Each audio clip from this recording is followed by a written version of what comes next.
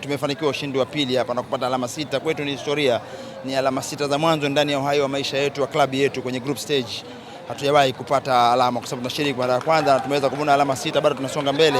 Ni kitu kikubwa kwetu sisi, na especially kwa soka letu, kwa sababu tusiwe wanyonge, kwa sababu timu zetu nyingine kama zinapata nafasi nzuri, iko moja ambayo inasonga. Nafikiri tujiunge mkono kwa sababu mwisho wa siku soka letu linakwenda mbele. Linapanda vikwazo, linapanda hatua namba 3, namba 4, lakini kila mtu kwa mchango wake. Kaka zetu wale, timu zile mbili zimefanya kazi kubwa kufanya mpaka hapa, hizi namba zimekuwa kubwa. Kwa hiyo na sisi tunajaribu kutia mkono wetu, nguvu yetu, tuzidi kusonga mbele. Na kwa namna gani ambavyo mpaka hivi sasa mmepata ukomavu kwenye michuano hii ya kimataifa mkiwa na jumla ya alama 6? Kweli michuano ya kimataifa tumeshiriki hatua za awali mara nyingi sana, lakini hatua ya group stage ndo mara ya kwanza. Kwa hiyo tunazidi kukomaa.